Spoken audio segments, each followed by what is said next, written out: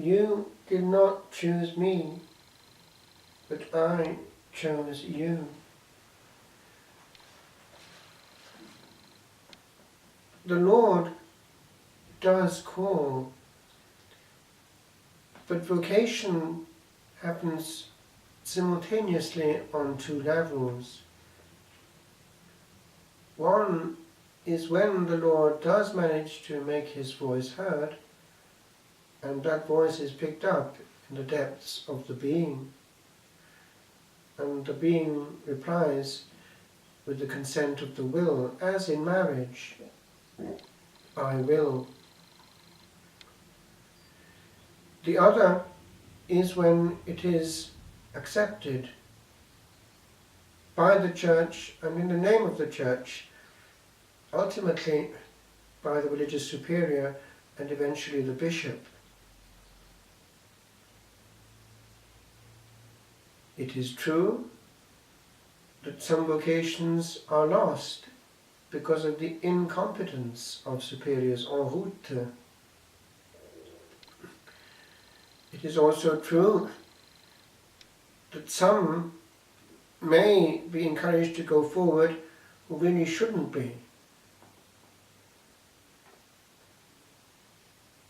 But the fact is that if the two are not there, the vocation cannot proceed. How great is the responsibility of a superior not to frustrate the work of the Holy Spirit or to go more quickly than the Holy Spirit. God and man in this walk hand in hand, and discernment is a gift of the Holy Spirit to be invoked and to be cultivated. We cannot fabricate or improvise vocations. It is of divine origin, the call, and if it's not there, we are in a way damaging the Church, not helping it, by ordaining somebody who's going to harm the Church afterwards.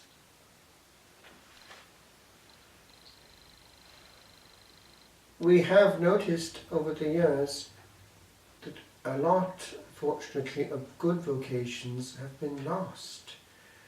In some places of formation, a certain type, and only a certain type, is encouraged.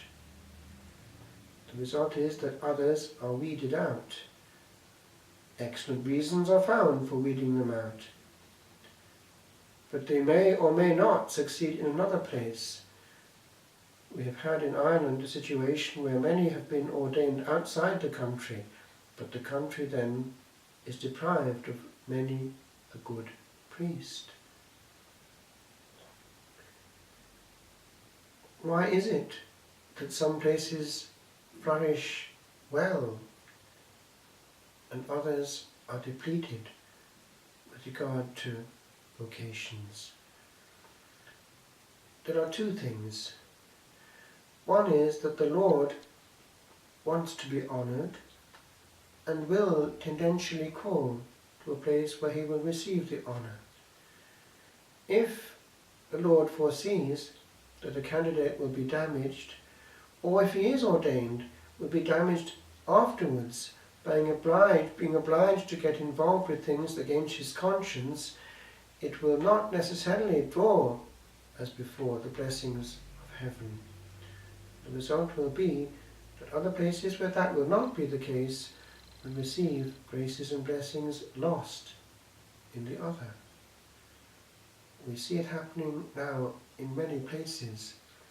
Congregations and centres where the Lord is really honoured with great reverence, orthodoxy and praise, and where people are not damaged, but where the Lord's command to love one another is practiced, these are safe nests, and vocations will just come.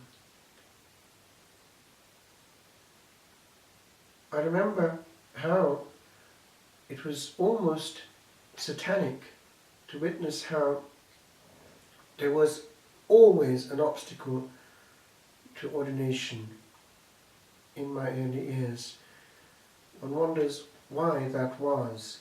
And then when eventually the prior at Sant'Antimo was able, without an awful lot of fuss or bother, to obtain ordination from the Archbishop, I was deeply moved.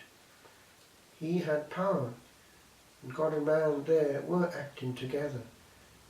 Fortunately, the Archbishop was a pastoral Archbishop, and he knew things by instinct.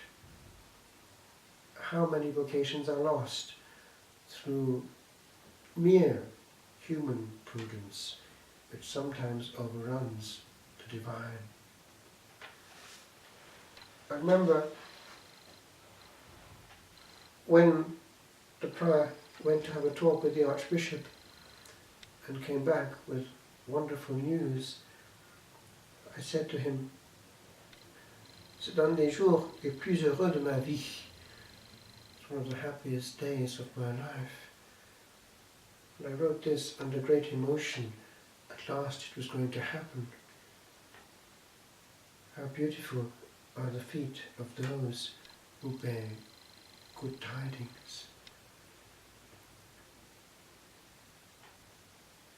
These moments are precious. Vocation gives a great joy, and St. Paul VI one day couldn't understand when talking to priests, young priests, how they wanted to leave or even thought about it. He said, "Remember the joy that you had at your ordination and when you consented to your vocation. A priest who leaves will never be the same again." The joy of yes, the joy of fiat, the joy of handing over, of abandoning oneself to a life of commitment, to just belonging to Jesus only, cannot be replaced by anything less. Oh bliss in but a sound, oh happy day, that changes every day for evermore, that brings back yesterday from far away, and sparkles with a grace once known before. A word this hour was heard that has a power beyond the noise of scribblings and of hands not driven from above.